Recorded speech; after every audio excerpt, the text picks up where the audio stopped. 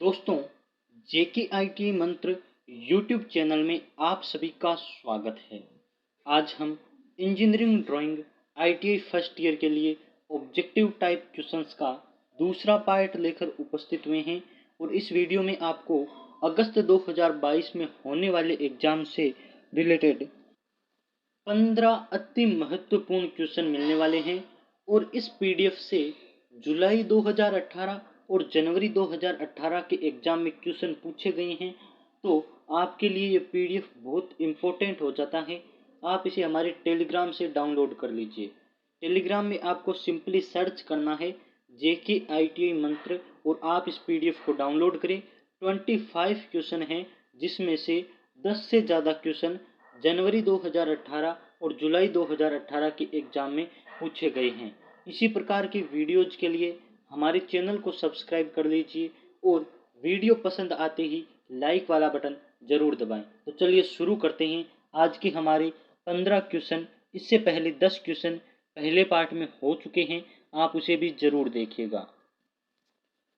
आज का पहला और 11वां क्वेश्चन इस पीडीएफ का, क्लिनोग्राफ का उपयोग निम्न में से किसके लिए किया जाता है। तो आपको क्वेश्चन क्लिनोग्राफ से पूछा है, इसका उपयोग कहाँ होता है, क्या करने में इसका उपयोग होता है। तो यदि आपको पैरेलल लाइंस बनानी है, समांतर रेखाएं खींचनी है, तो आप क्लिनोग्राफ का उपयोग करते हैं। राइट आंसर है ऑप्शन नंबर बी, क्लिनोग्राफ समांतर रेखाएं खींचने में प्रयोग किया जाता है।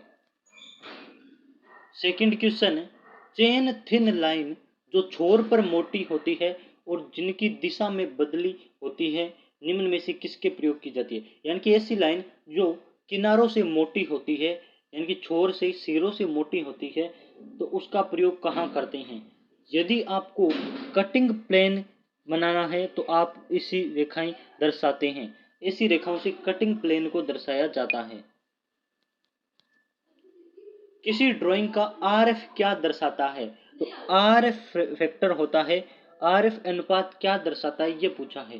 तो आरएफ अनुपात होता है वह ड्राइंग की लाइन की लंबाई और वस्तु की लाइन की वास्तविक लंबाई दर्शाता है।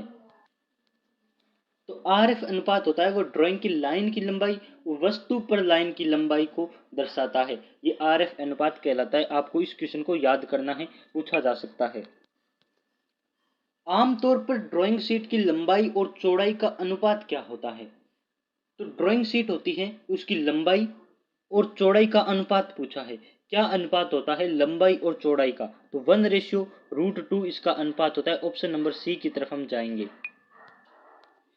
दो समांतर लाइंस के बीच की दूरी क्या है, या बीच की दूरी कितनी होती है। यदि आपकी दो समांतर लाइंस है, इस प्रकार से समांतर लाइन वह होती है जिन्हें कितना भी आगे बढ़ा ले, कितनी भी दूरी से आगे बढ़ा ले, ये एक दूसरे को काटते नहीं है। आपने रेलवे लाइंस देखी होगी, पटरियां जिसे कहते हैं, वो एक दूसरे को कभी नहीं काटती है। दो पटरी होती है, ये एक दूसरे के समांतर होती है।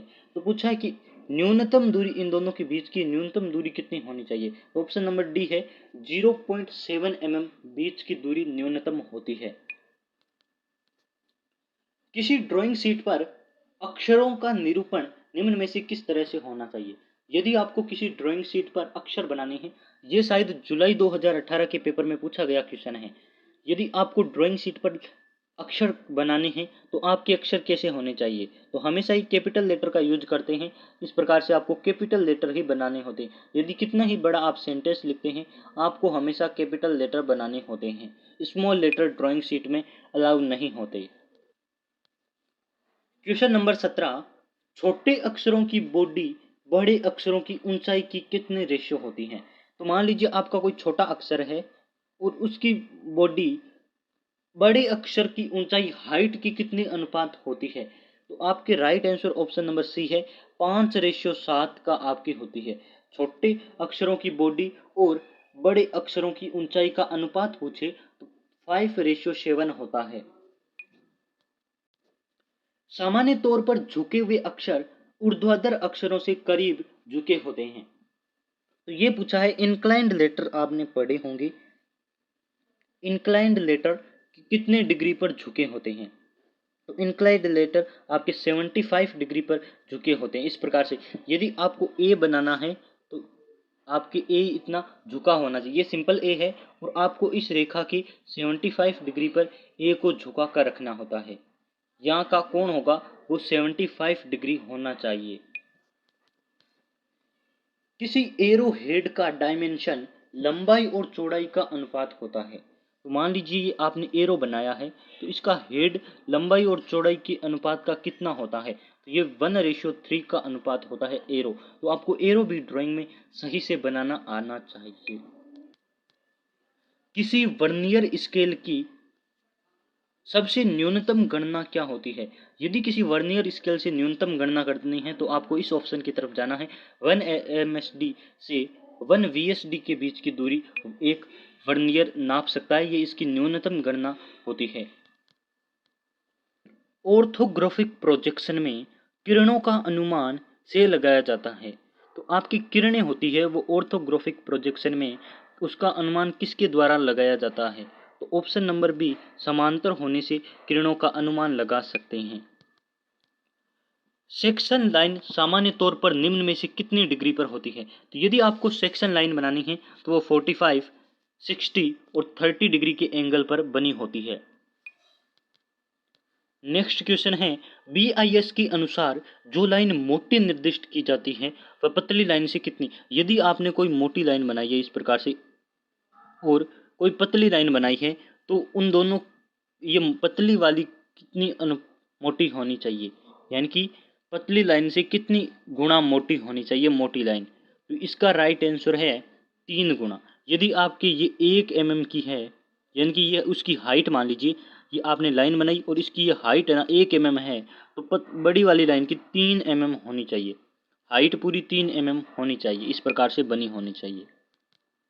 और आज का हमारा लास्ट क्वेश्चन, 2 या 2 से अधिक वृत्त जिनका केंद्र ए को क्या कहलाते हैं? तो आपके मान लीजिए ये एक वृत्त है और इसका केंद्र यही है, और इसी केंद्र से मानकर हम कम त्रिज्या का एक और वृत्त बना देते हैं या फिर अधिक त्रिज्या का एक और वृत्त बना देते हैं। तो कहा है 2 या 2 से अधिक, यानी कि 2 से अधिक हो गई, ये केंद्र तीनों का एक ही है, तो ये सकेंद्रीय वृत्त कहलाते हैं। जिनका केंद्र एक ही हो वे वृत्त सकेंद्रीय वृत्त कहलाते हैं। सकेंद्रीय कोसेंट्रिक सर्कल्स कहलाते हैं। तो ये right answer option number C होगा। इसी प्रकार की वीडियोज के लिए हमारे चैनल को सब्सक्राइब कर लीजिए, साथ ही वीडियो को लाइक जरूर करें। चैनल पर पहली बार विजिट किया है तो इसे सब्सक्राइब कर लीजिए। और हम इलेक्ट्रिशियन थ्योरी की एक लाइव क्लास लेकर आने वाले हैं, तो इसके लिए हमने एक कम्युनिटी टैब में पोस्ट किया है, तो आप जाकर अपना टाइम और अपना डे सेलेक्ट करके वोट जरूर करें। जिस पे ज़्यादा वोट होगा उसी दिन हमारी इलेक्ट्रिशियन थ्योरी की लाइव क्लास होगी, जिसमें हम अति संभावित क्वेश्चंस की एक सुपर फास्ट सीरीज शुरू करेंगे, जिसमें केवल क्वेश्चन और आंसर बताए जाएंगे।